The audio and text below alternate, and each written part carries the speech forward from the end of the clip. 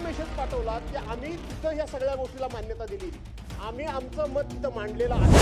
ठीक आहे, कामकाज पुढे जाऊ दे। तुम्ही अध्यक्ष महाराज आम्हाला न्याय द्या, ही भूमिका आमची। बाकी राज्यात कोरोना नव्हता का? बाकी राज्यात 15-15-20-20 दिवस चालायचे। सन्माननीय अध्यक्ष महोदय, ही गोष्ट खरी आहे की बीएससी मध्ये चर्चा होत असताना जे होणारे निर्णय आहेत हे सर्वसाधारणपणे युनॅनिमसली व्हावेत अशा प्रकारची अपेक्षा असते, हे मी मान्यच करतो। दुसरी गोष्ट, मला हाही नियम माहीत आहे की सर्वसाधारणपणे बीएससी मध्ये झालेली चर्चा येऊन बाहेर बोलायचं नसतं, हेही मला माहिती आहे, तरी मी बोललोय हेही मी मान्य करतो। मी कधी आयुष्यात खोटं बोलत नाही। पण अध्यक्ष महोदय, आपण असा मेसेज आमच्या समोर पाठवताय, सन्मान्य सदस्य नानाभाऊ पटोले यांनी जो मुद्दा उपस्थित केला की हे अधिवेशन विदर्भाचा असल्यामुळे विदर्भ करारानुसार व्हायला पाहिजे, हा त्यांचा प्रमुख मुद्दा। ठीक आहे, त्याच्यावर आपण निर्णय देणार, पण आपण असा मेसेज पाठवला की आम्ही तिथं ह्या सगळ्या गोष्टीला मान्यता दिलेली, आम्ही आमचं मत तिथं मांडलेलं आहे की 8 ते 19 पर्यंत व्हावं, हा आम्ही आग्रह केला। एखादा आठवडा अधिक वाढवा म्हणून आग्रह केला, निर्णय झाला इथपर्यंत ठीक आहे, परंतु तुम्ही आमच्याबद्दल संशयाचं वातावरण निर्माण करू नये असं मला म्हणायचं। ठीक आहे सर। अध्यक्ष महोदय, आमचे मित्र नाना भाऊ हे पीठासीन अधिकारी होते। ते असं म्हणतात, घाईघाईने तुम्ही पुरवणी मागण्या टाकताय, घाईघाईने तुम्ही अध्यादेश टाकताय, घाईघाईने तुम्ही विधेयकं टाकताय।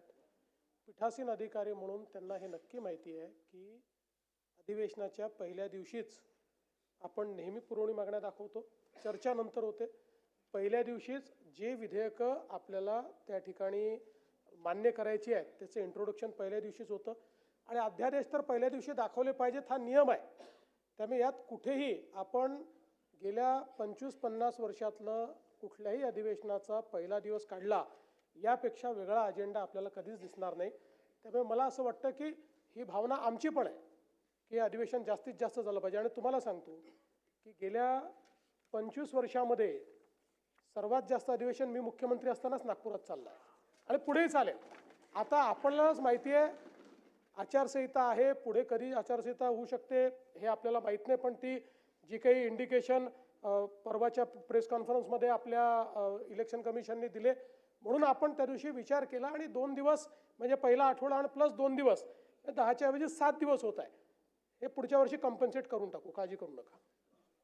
अध्यक्ष महाराज, मी पीठासीन अधिकारी होतो आणि अजितदादा त्यावेळेस आमच्या त्या मंत्रिमंडळात होते। अध्यक्ष महाराज, सगळ्यांना माहिती आहे, मी ते पण होते। अध्यक्ष महाराज यावेळेस, कारण की मी या मी सभागृहाचा प्रमुख म्हणून, म्हणजे तुम्ही त्यावेळेस मी निर्णय करायचा की नाही असं नाही होणार, अधिवेशन इतका कालावधी चाललाच पाहिजे, ही भूमिका मांडायची। मी यांचं ऐकून नाही घ्यायचं अध्यक्ष महाराज। त्याच्यामुळे अध्यक्ष महाराज, मला माझी जबाबदारी त्या चेअरवर बसून मला माहिती होती की मी या सभागृहाला काय न्याय दिला पाहिजे, हे माझी जबाबदारी होती अध्यक्ष महाराज। मला तुमच्यावर काही आरोप आणायचा नाही अध्यक्ष महाराज, मी तुमच्याकडून न्याय याच्यासाठी मागतो अध्यक्ष महाराज, कारण की या सभागृहाचं तुम्ही आमचे प्रमुख आहात, तुमच्याकडे आम्हाला मागणी करण्याचा अधिकार आहे।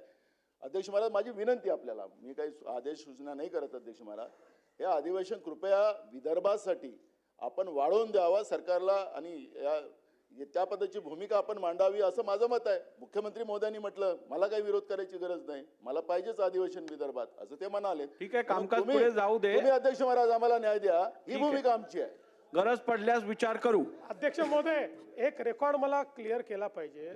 नाना भाऊंचा अधिवेशनाकरता किती आग्रह असला तरी नाना भाऊ त्या काळामध्ये 3 आणि 5 दिवसाचेच अधिवेशन मुंबईचे झाले नाही, मुंबईचे बाकी राज्यात चालू होते।